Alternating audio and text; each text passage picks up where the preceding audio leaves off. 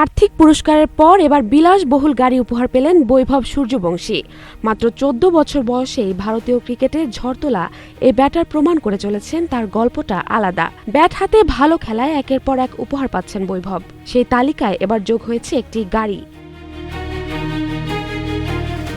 আইপিএলের গত মৌসুমে রাজস্থান রয়্যালসের জার্সিতে মাত্র ৭টি ম্যাচ খেলেই নজর কাড়েন বৈভব। একটি দুর্দান্ত সেঞ্চুরি আর বিস্ফোরক ব্যাটিংয়ে জিতে নেন সেরা স্ট্রাইকারের পুরস্কার। সেই স্বীকৃতির অংশ হিসেবেই প্রায় ২২ লাখ রুপির মূল্যের গাড়িটি উপহার দিয়েছে টাটা কোম্পানি। মৌসুম শেষে পুরস্কার ঘোষণা হলেও সম্প্রতি পরিবারকে নিয়ে শোরুম থেকে গাড়িটি হাতে পেয়েছেন। তার সঙ্গে ছিল বাবা মা সহ পরিবারের অন্যান্য সদস্যরা। এর আগে অনূর্ধ্ব ১৯ বিশ্বকাপে ৪৩৯ রান করে ভারতকে শিরোপা জিতিয়েছেন বৈভব।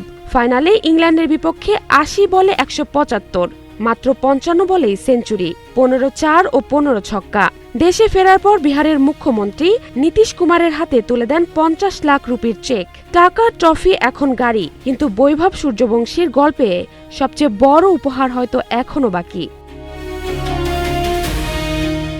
জাহারা জেবিন তন্নি, নাগরিক প্রতিদিন।